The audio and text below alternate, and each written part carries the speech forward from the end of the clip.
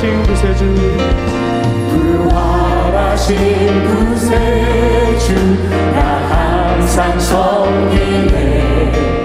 온 세상 초롱에도 주 정령 사셨네.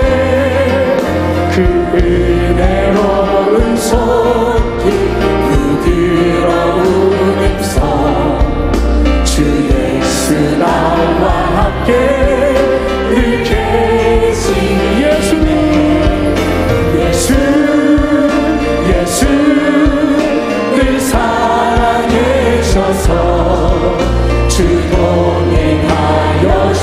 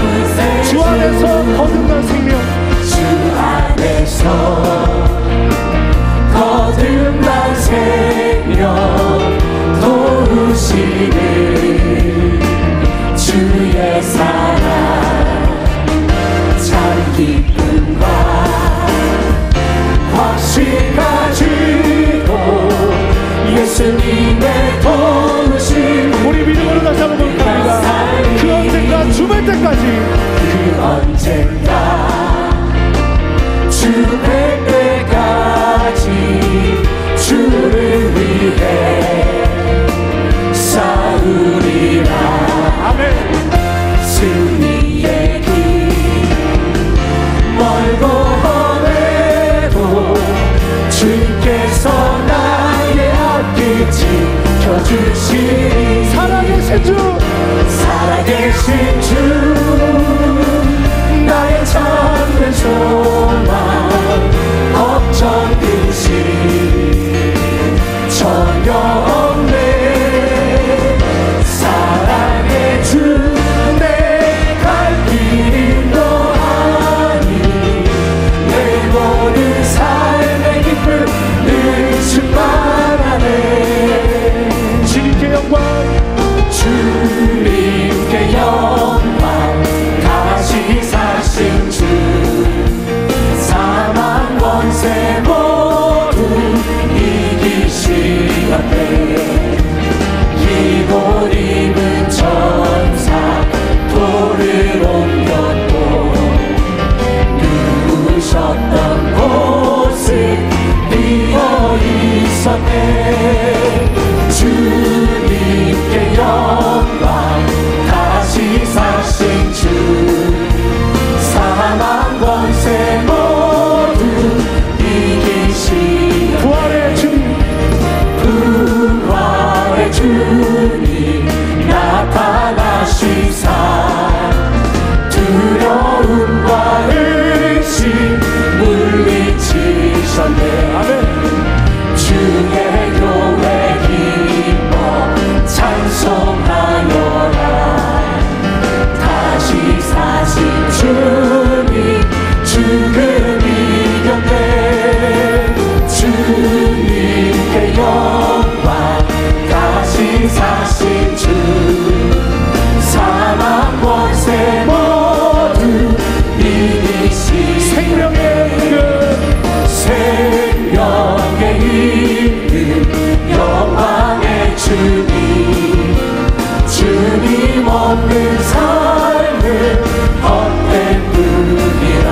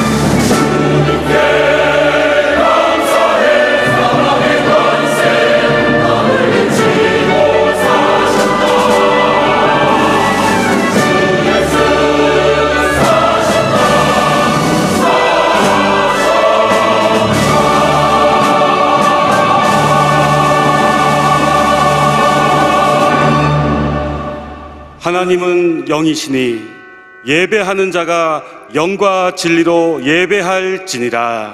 아멘.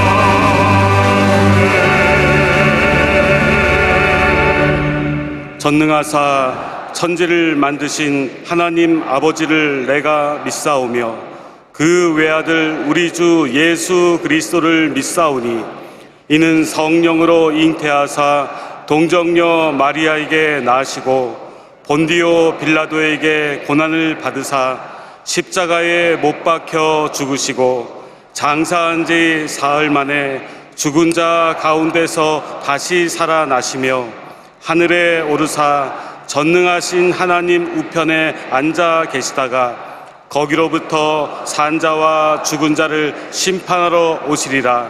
성령을 믿사오며 거룩한 공교회와 성도가 서로 교통하는 것과 죄를 사하여 주시는 것과 몸이 다시 사는 것과 영원히 사는 것을 믿사옵나이다. 아멘.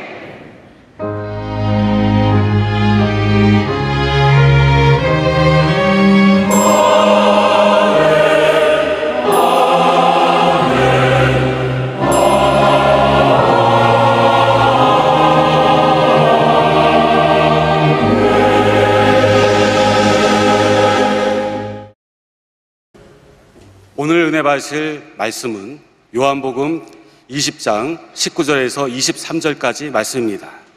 요한복음 20장 19절에서 23절까지 말씀을 다 같이 봉독하겠습니다. 이날 곧 안식 후 첫날 저녁 때에 제 아들이 유대인들을 두려워하여 모인 곳에 문들을 닫았더니 예수께서 오사 가운데 서서 이르시되 너희에게 평강이 있을지어다. 이 말씀을 하시고 손과 옆구리를 보이시니 제 아들이 주를 보고 기뻐하더라. 예수께서 또 이르시되 너희에게 평강이 있을지어다. 아버지께서 나를 보내신 것 같이 나도 너희를 보내노라. 이 말씀을 하시고 그들을 향하사 숨을 내쉬며 이르시되 성령을 받으라. 너희가 누구의 죄든지 사하면 사하여질 것이요 누구의 죄든지 그대로 두면 그대로 있으리라 하시니라. 아멘.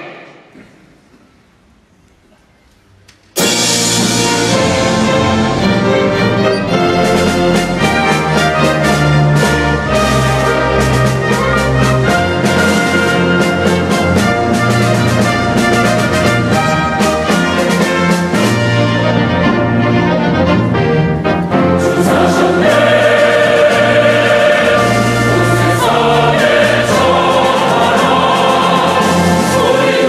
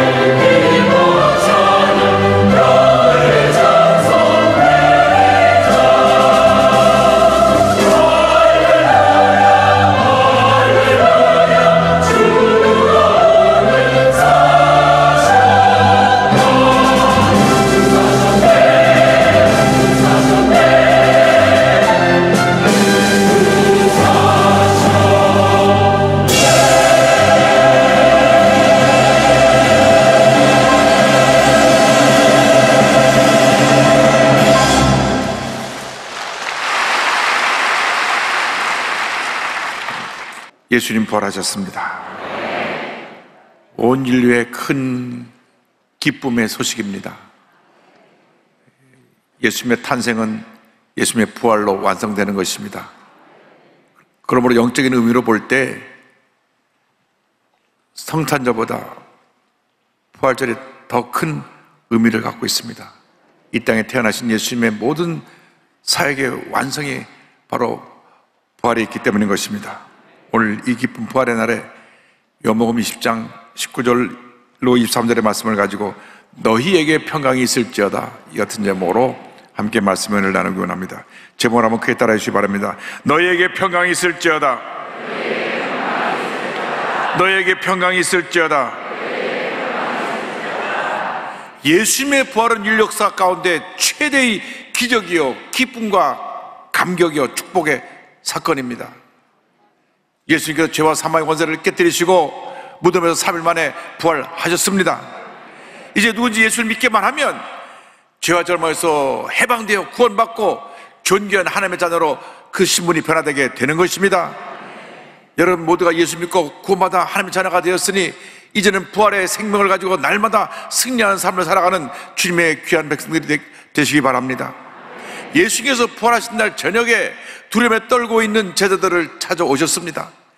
우리 인생은 늘 여러 가지 문제로 두려움에 처한 인생을 살아가고 있습니다. 요한복음 2장 19절로 말씀합니다. 이날 곧 안식구 첫날 저녁 때 제자들이 유대인들을 두려워하여 모인 곳에 문들을 닫았더니 성경은 말씀합니다. 예수님은 유대인들에 의해서 신성 모독죄로 고발을 당하시고 로마 총독 빌라도에 의해서 사형 선고를 받고 십자가 달려 돌아가셨습니다. 오직 예수님만 믿고 의하고 따랐던 예수님의 제자들이 예수님이 붙잡혀 돌아가시자 이젠 우리도 잘못하면 붙잡혀 죽겠구나 하는 두려움이 그들의 삶을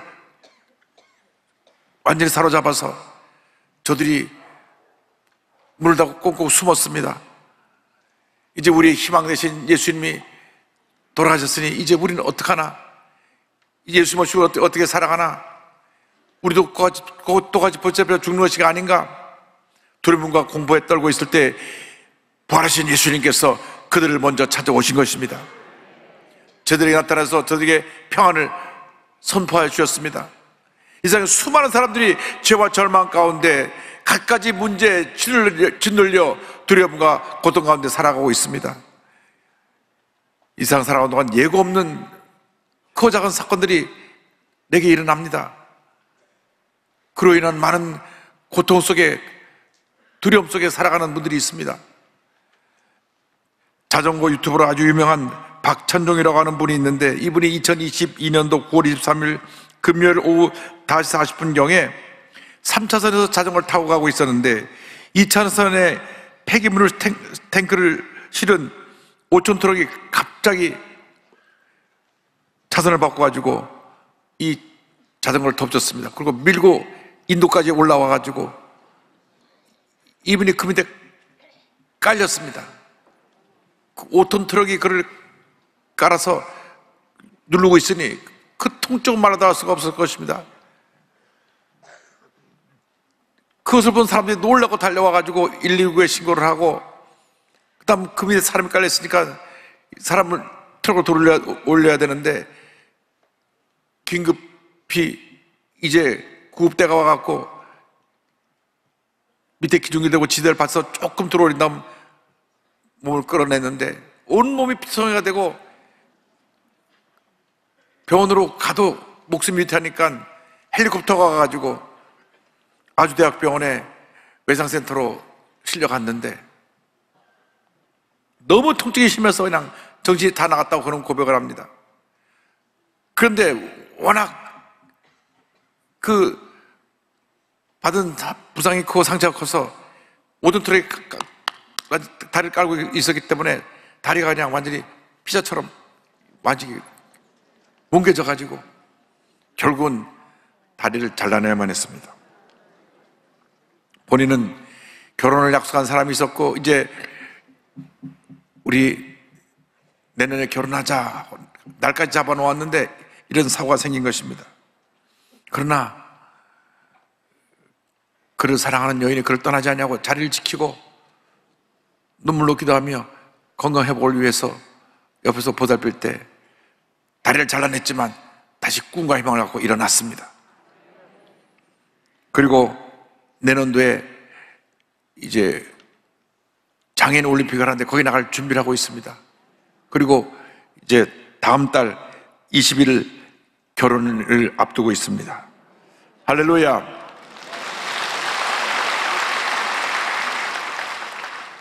박이라고 하는 독실한 크리스찬이 만든 그 유튜브에 이 인터뷰 내용이 나와가지고 제가 이걸 보고 감동을 받고 오늘 소개하는 것입니다.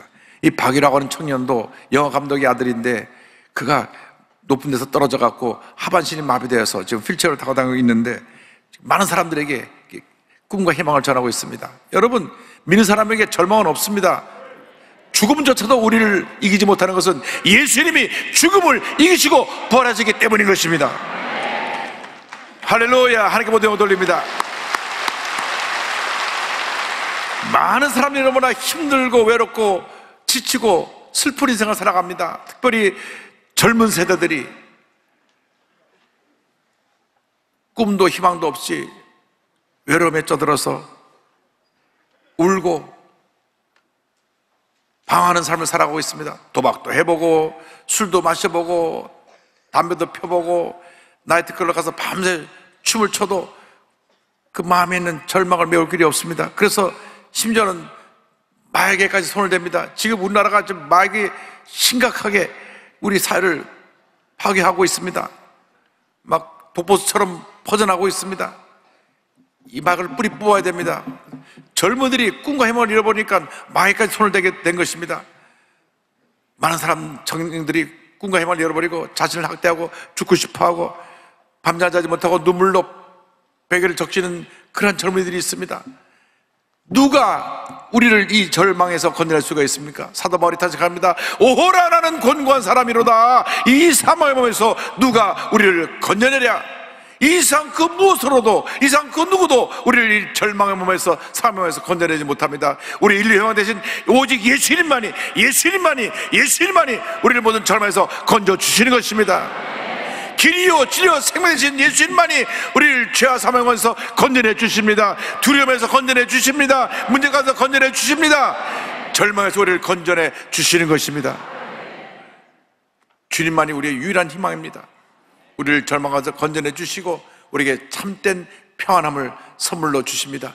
예수님 오셔서 저들에게 평안함을 선포해 주셨습니다. 20장 19절 21절입니다. 예수께서 오사 가운데 서서 이르시되 너희에게 평강이 있을지어다. 예수께서 또 이르시되 너희에게 평강이 있을지어다. 아버지께서 나를 보내신 것 같이 나도 너희를 보내노라. 두려움에 떨며 문을 꼭 닫고 숨어있던 자들에게 주님 나타나서 말씀하시기를 너에게 평강이 있을지어다. Peace be to you.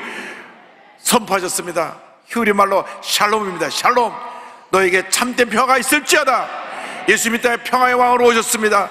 죄와 절망에 처한 모든 사람이 두려워 떨고 있을 때 주님이 오셔서 우리에게 샬롬을 선포하신 것입니다. 평화를 선포하신 것입니다. 주님 말씀을 들을 때 우리 마음속 가운데 염려가 근심이 걱정이 떠나가고 절망이 떠나가고 어두운 그림자가 떠나가고 참된 평안과 기쁨이 넘쳐나게 되는 것입니다. 온 세상에 절망의 소전으로 뒤덮여 있습니다. 언제 끝날지 모르고 지금도 계속되고 있는 우크라이나 러시아의 전쟁이 있습니다. 수많은 사람들이 희생되었고 온 재산을 다 날리고 절망 가운데 살아가고 있습니다. 지대로 큰 피해를 입고 있는 튀르기에 시리아에 많은 고통당하는 우리 이웃들이 있습니다. 모든 것이 다 폐허가 됐습니다. 여러분, 이러한 재난이 다가올 때 우리 인간이 할 수 있는 건 아무것도 없습니다. 그냥 고난 가운데서 탄식할 수밖에 없는 것입니다. 세계에서 제일 잘 산다고 하는 미국이 지금 총기 사고로 인해서 학교마다 공포에 휩쓸렸습니다. 얼마나 많은 학생들이 이유도 없이 총을 난사하는 사람들에서 죽어가고 있습니다. 보니까 뉴스를 보니까 프랑스가 연금개혁을 반대하느라고 온 시민이 일어나서 반대 시위를 합니다. 브라질에는 대통령 선거를 2번이나 해가지고 그 결선 투표를 해서 대통령이 뽑혔는데 그 결과에 불복해서 폭동이 일어나가지고 폭도들이 대통령과 국회 대법원 건물까지 난입을 했습니다. 온 세상에 우리에게 두려움을 가져는 소식으로 가득합니다. 참 평안이 어디 있습니까? 이 세상 어디에도 참 평안을 찾을 수 없습니다. 오직 예수 그리스도만이 우리에게 참된 평안을 선물로 주시는 것입니다. 주님 안에 참 평안이 있습니다. 주님 말씀하셨습니다. 요한복음 14장 27절입니다. 평안을 너에게 끼쳐놓으니 곧 나의 평안을 너에게 주노라. 내가 너에게 주는 것은 세상에 주는 것 같지 아니하니라. 너희는 마음에 근심하지도 말고 두려워하지도 말라. 내가 너에게 참 평안을 주노라. 참 평안을 주노라. 주님이 주는 평안은 세상이 우리에게 줄 수 없는 평안입니다. 세상이 그 평안을 빼앗아갈 수 없습니다. 주님께서 참된 평안을, 영원한 평안을 우리에게 선물로 주시는 것입니다. 이 평안은 예수님이 십자가에서 우리의 죄와 절망의 모든 짐을 다 짊어지고 다 이루었다, 죄값을 지불하심으로 우리에게 다오게 된 것입니다. 죄와 절망, 고통, 슬픔은 하나님을 떠나는 우리 인간에 다가온 저주입니다. 그러나 예수님께서 그 모든 저주를 짊어지고 십자가의 상에 달려서 돌아가심으로 다 이루었다 하실 때 그 죄와 사망의 권세가 심판을 받게 되었고 부활하심으로 우리에게 위대한 승리가 선물로 주어지게 된 것입니다. 주님의 평안을 미묘할 때 마음의 근심, 걱정이 떠나갑니다. 염려, 슬픔, 괴로움이 떠나가는 것입니다. 주님 안에서 참 평안을 누리는 여러분 모두 되기를 바랍니다. 주여 우리 마음 가운데 참된 평안을 허락하여 주시옵소서. 주님의 평안함을 가지고 모든 문제 어려움을 이기고 승리의 삶을 살아가게 하여 주시옵소서. 어떤 문제가 다가와도, 어려움이 다가와도, 슬픔이 다가와도 주님 안에서 평안함을 가지고 넉넉히 이기는 주님의 자녀들이 되게 하여 주시옵소서.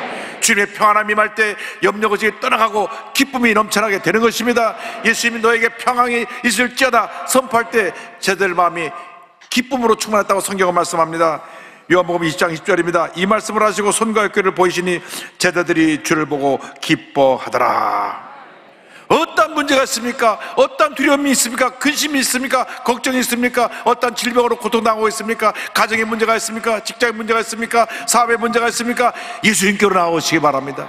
문제 해결자가 되시는 예수님께로 나오시기 바랍니다. 참된 평안을 우리에게 주시는 예수님께로 나오시기 바랍니다. 예수를 믿고 의지할 때 주님의 평안함이 임합니다. 주님의 치료가 임합니다. 회복이 임합니다. 용서가 임합니다. 우리의 주님의 은혜, 주님이 주신 은혜로 모든 어려움을 이기고 우리는 승리의 삶을 살아갈 수 있게 되는 것입니다.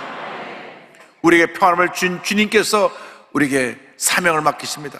우리가 세상 살아가는 것이 그저 지나가는 인생길을 살아가는 것이 아니라 예수를 믿고 난 다음 내게 주신 사명이 무엇인지 깨달아서 그 사명을 감당하는 주님의 일꾼들이 되어야 하는 것입니다. 1장 21절 성경은 말씀합니다. 예수께서 또 이르시되 너에게 평강이 있을지어다. 아버지께서 나를 보내신 것 같이 나도 너희를 보내노라. 주님 말씀하십니다. 나도 너희를 보내노라. 나도 너희를 보내노라. 나도 너희를 보내노라. 예수 믿고 하나님 자녀된 우리들을 주님께서 절망의 세상으로 보내시는 것입니다. 여러분을 향해서 와서 우리를 도라고 순산하는 수많은 사람들이 있습니다. 우리가 주님 앞에서 사명자로서 그들에게 나가야 되는 것입니다. 절망에 처한 사람들에게 희망을 주고 슬픔에 처한 사람들에게 위로와 기쁨과 평안함을 주고 문제를 가진 사람들에게 다가가서 주님의 은혜를 전하여서 문제를 이길 수 있는 능력을 공급해 줘야 되는 것입니다. 우리가 주의 복음 들고 나가야 합니다. 주의 사랑을 들고 나가야 합니다. 예수께서 명령하셨습니다. 그러므로 너희는 가서 모든 민족을 제자로 삼아 아버지와 아들과 성령의 이름으로 침례를 베풀고 내가 너에게 분반 모든 것을 가르쳐 지키게 하라. 할렐루야. 이 짧은 세계 살아가는 동안 우리는 주님의 음성을 들어야 됩니다. 나도 너희를 보내노라. 나도 너희를 보내노라. 나도 너희를 보내라. 주님의 음성을 들어야 합니다. 우리 주위를 둘러보십시오. 얼마나 많은 사람들이 우리를 향해 손짓하고 있습니까? 외롭게 홀로 소개를 해야 되는 소년소녀 가정들이 많이 있습니다. 소년소녀 가정뿐 아니라 홀로 지내시는 독거노인들, 또 북한을 탈출해 와서 이곳에 정착하는데 어려움을 겪고 있는 탈북자들, 몸에 불편을 갖고 있는 장애우들, 홀로 아이를 낳아서 키우는 미혼모들, 따뜻한 도움이 필요한 지역아동센터의 아이들, 보육원에 있는 아이들, 집을 살아가는 많은 노숙자들, 벌집까지 다닥다닥 붙어있는 한 평짜리 집에 사는 저 쪽방촌에 사는 수많은 사람들, 하루하루 벌어서 하루 인생을 살아가는 절망에 처한 사람들, 인권사학시대에서 고통당하는 외국인 노동자들이 있습니다. 또 피부색과 언어가 다르다고 차별받는 다문화 가족의 자녀들이 있습니다. 또 한국에 와 있다가 불법 체류자가 돼서 사는데 거기서 태어난 아이들은 신분도 없이 이상하게 살아가고 있습니다. 아파도 애가 아무런 신분증이 없으니까 병원에 가기도 힘들고, 공부할 나이가 됐는데 학교도 들어가지 못하고 절망 가운데 처해 있습니다. 뿐만 아니라 신천지, JMS, 하나님의 교회 구원받은 각종 사이비단에 빠져서 고통당하는 우리 이웃들이 있습니다. 그들 모두가 상처 입은 우리의 이웃입니다. 상처 입은 이웃을 향하여 우리가 가야 되는 것입니다. 예수에서 사랑을 두고 가야 되는 것입니다. 예수 그리스도의 사랑만이 그들을 구원할 수 있고, 그들을 치료할 수 있고, 그들을 회복할 수 있고, 그들에게 꿈과 희망을 줄 수 있는 것입니다. 뿐만 아니라 우리는 이 사회가 처한 여러 가지 문제에 대해서 그저 방관자로 있으면 안 됩니다. 하나님께서 온 우주를, 만물을 잘 다스리도록 만물의 영장으로 우리를 세우셨는데 우리가 생태계를 파괴했습니다. 그래서 함부로 자연을 훼손하다 보니까 지구온난화가 생겨서 이 지구가 지금 몸살하고 있습니다. 그래서 기후변화로 말미암아 극심한 가뭄과 극심한 홍수가 다가와서 우리를 모두를 공포에 몰아넣습니다. 더 나아가서 우리 한국의 OECD 국가 중에 출산율 최하입니다. 출산으로 지금 가장 우리가 시급해야 될 우리 대한민국의 절망의 문제요, 과제인 것입니다. 제가 통계를 찾아보니까 81년도에 87만 명이 태어났는데요, 그로부터 30년이 지난 2012년에는 48만 5천, 거의 절반으로 줄었고요. 2016년에는 40만 6천, 2018년에는 32만 7천, 2019년에는 30만, 작년에는 24만 9천 명. 그러니까 30년 만에 반이 줄고 또 10년 만에 또 반이 줄어서 거의 4분의 1 정도가 됐습니다. 서울시 초등학교 학생들 수가 60% 이상이 줄었습니다. 20년 후에는 대학교 절반 이상이 다 문을 닫아야 됩니다. 왜? 학생이 없으니까요. 노동시장이 붕괴되면 우리는 국제적 경제력을 상실하고 지금 선진국에서 곤두박질할 그런 위험이 있습니다. 저출산 문제에서 심각하게 우리 고민해야 되고 그 답을 만들어내야 됩니다. 저희 교회에서 10여 년 동안 지금 저출산 문제로 계속 출산 장애물 주고 그랬는데도 그거하고 부족합니다. 제가 어저께 장례식장에 갔다가 전북 도지사를 만났는데, 목사님, 저기 전남 강진이라는 곳에는 아이 하나 태어나면 5천만 원씩 줍니다. 그러다 여러분 다 강진으로 가라는 말은 아닙니다. 그래서 아이 셋만 태우면 1억 5천입니다. 그전에는 해남군이 300만 원씩 줘서 1위였는데 지금 5천만 원씩 주는 데가 생겼어요. 근데 그냥 그날 주는 게 아니라 7년 동안 나누어서 줍니다. 그래서 애를 한 5 낳으면 2억 5천만 원 주니까 집 한 채도 마련할 수 있고 문제가 해결되는 것입니다. 어쨌건 이런 노력을 하니까 거기서는 아마 2명 넘는 아이가 태어나고 있습니다. 그러나 이것이 어느 한 곳에 되어지는 것이 아니라 우리 대한민국 전체가 이 문제 해결을 위해서 노력을 해야 되는 것입니다. 그래서 예수 믿는 사람들은 결혼해서 최소한도 아이를 5명씩 낳으면 좋겠습니다. 그러면 집도 주고 필요한 거 다 채워주면 좋겠다, 그런 생각을 해봤습니다. 여러분, 우리에게 맡겨진 사명이 있습니다. 이 세상이 우리를 부르고 있습니다. 그런데 이 사명을 감당하려면 우리는 성령의 충만함을 받아야 되는 것입니다. 요한복음 20장 22절로 말씀합니다. 이 말씀을 하시고 그들을 향하사 숨을 내쉬며 이르시되 성령을 받으라, 성령을 받으라. 성령이 임할 때 우리는 사명을 감당할 수가 있습니다. 성령의 능력으로 우리가 무장해서 말씀 들고 나아갈 때, 주의 사랑으로 나아갈 때 하나님의 은혜가 임하는 것입니다. 우리가 나아갈 때 하나님의 은혜가 임하여서 병든 자가 고침받고 문제를 해결받게 되고 절망에 처한 자가 꿈과 희망을 얻게 되는 것입니다. 이제 우리가 성령을 충만해서 우리가 나아가야 합니다. 우리를 부르고 있는 저들에게 나아가야 합니다. 절망에 처한 저들에게 나아가야 합니다. 외롭고 쓸쓸하고 고통 가운데 있는 저들에게 나가야 되는 것입니다. 주여, 우리를 보내주시옵소서. 우리를 통하여 주님의 영광을 나타내 주시옵소서. 우리 주신 사명이 무엇인지를 깨달아서 사명을 감당하는 여러분 모두가 되기를 바랍니다. 여러분, 이 시간 사명자로 거듭나서 사명을 갖고 여러분이 있는 곳으로 나가야 합니다. 여러분의 가정을 변화시키는 사명자가 되어야 됩니다. 여러분 직장을 변화시키는 사명자가 되어야 됩니다. 여러분 사업장을 변화시키는 사명자가 되어야 됩니다. 여러분을 통해서 여러분의 가정이 변화되고, 직장이 변화되고, 학교가 변화되고, 사업장이 변화되고, 사회가 변화되는 놀라운 역사 있기를 주님으로 축원합니다. 우리는 부활의 생명을 갖고 있기 때문에 어떠한 절망도 이겨내고 승리의 삶을 살아갈 수 있게 되는 것입니다. 여러분, 아베베라고 하면 나이 드신 분은 다 기억하실 것입니다. 맨발로 올림픽에서 우승한 분인데, 이분은 아주 독실한 크리스찬입니다.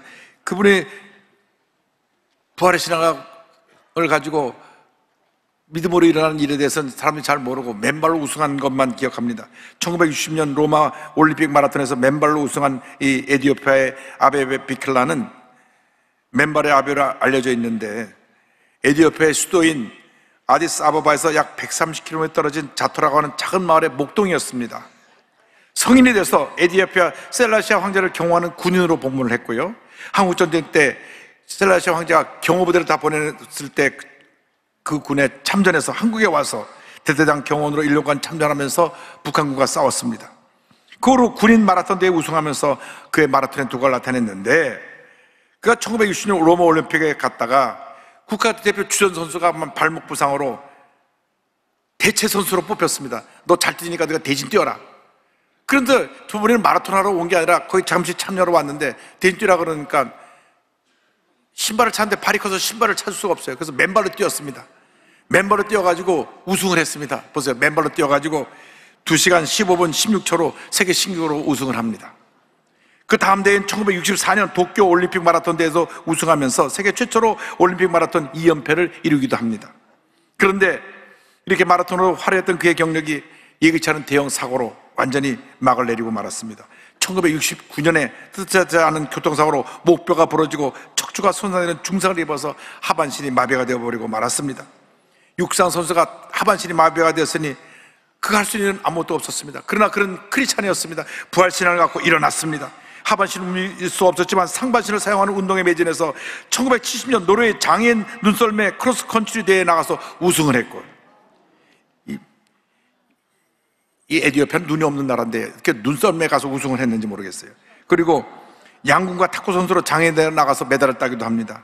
에티오피아 말로 꽃봉오리가 핀다는 뜻의 이름을 가진 아베베 비켈라는 추운 겨울이 지난 후에도 따뜻한 봄이 되어 아름다운 꽃을 피우듯 그런 절망 가운데서도 포기하지 않고 꿈과 힘을 갖고 부활신앙으로 일어났던 것입니다.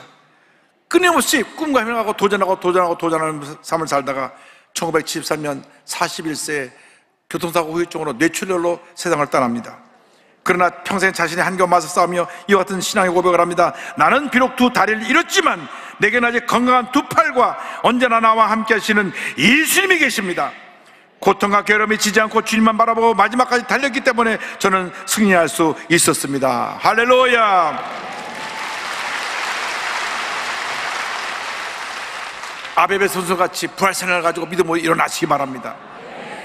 그가 마라톤 선수로 우승까지 했지만 교통사고로 목뼈가 부러지고 척추가 닿아서 하반신이 마비됐음에도 불구하고 다시 일어나서 장애인 경주에 나가서 우승을 하고 많은 사람들의 꿈과 희망을 전하다가 그가 주님 품에 안겼습니다. 여러분, 이 세상이 문제가 많은 것 같지만 예수님 계신 하는 이 세상은 천국입니다. 주님 모시고 살면 그 어디나 하늘나라인 것입니다. 부활신앙을 갖고 여러분 일어나십시오. 절망에서 일어나시고 문제 가운데 일어나시고 슬픔에서 일어나시고 질병에 일어나셔서 믿음으로 전진 또 전진 또 전진나가는 여러분 모두가 되시기를 주님으로 축원합니다. 축원합니다. 축원합니다. 내 영혼이 은총이 보증한 죄짐 벗고 보니 슬픔 많은 이 세상도 천국으로 가도다. 할렐루야 찬양하세. 내 모든 죄 사함받고 주 예수와 동행하니 그 어디나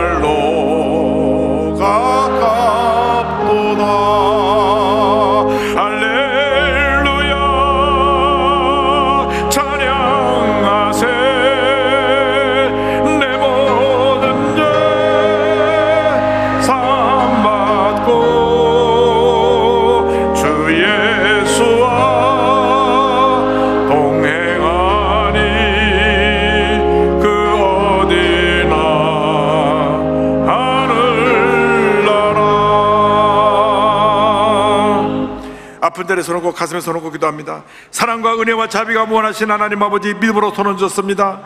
부활하신 예수님께서 우리에게 안수하여 주셔서 모든 절망이 떠나가고 문제가 떠나가고 질병이 떠나가고 주님의 은혜와 평강이 임하게 하여 주시옵소서. 나더러 예수 그리스도 여러분을 명하노니 심한 두통, 불면증, 우울증, 노래제, 치명상, 각종 정신질환을 물러가라. 눈과 코와 입과 귀와 목의 질병은 떠나갈지어다. 어깨, 척추, 허리, 관절의 병은 물러갈지어다. 심장병, 위장병, 내장혈구 모든 병은 떠나갈지어다. 고혈압, 당뇨가 물러갈지어다. 악성 중량암은 떠나가라. 피부병, 난치병, 불임증은 물러갈지어다. 치료와 건강과 회복이 임할지어다. 자녀를 위한 기도 응답될지어다. 온 가족에게 성령의 은혜가 임할지어다. 직장과 사업에 하나님의 축복이 임할지어다. 기도하고 구한 것은 받은 줄로 믿어라.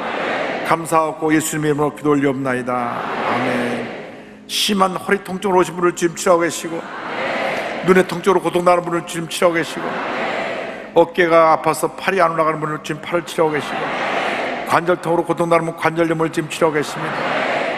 심한 우울증으로 지금 자살 충동이 계속 와서 죽고 싶은 분은 하나님이 말씀하십니다. 내가 너를 사랑한다. 죽지 말고 잘 살라고 말씀하십니다.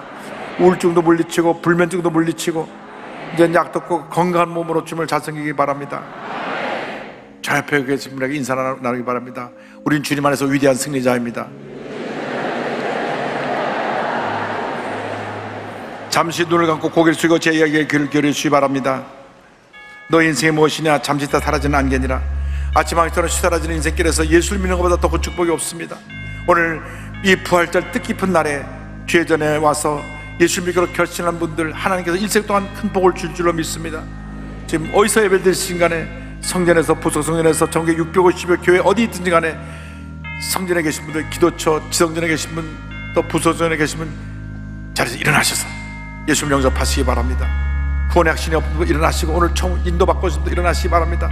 TV 생중계로 예배 보는 분은 TV 앞에서 가슴에 손 얹으시고, 인터넷 앞에서 가슴에 손 얹고 믿음으로 이 기도를 고백해 주시기 바랍니다. 믿음의 고백으로 구원에 이르게 됩니다. 하나님 아버지, 저는 죄인입니다. 어디에서 와서 왜 살며 어디로 가는지 알지 못하고 방황하며 살았습니다. 주의 죄를 위하여 십자가에서 죽으시고 부활하신 예수님을 제 구주로 모셔드립니다. 저는 하나님의 자녀가 되었습니다. 지금부터 영원토록 주님과 함께 살겠습니다. 예수님의 이름으로 기도드립니다. 아멘. 주님을 환영합니다. 참 잘 오셨습니다. 할렐루야, 할렐루야.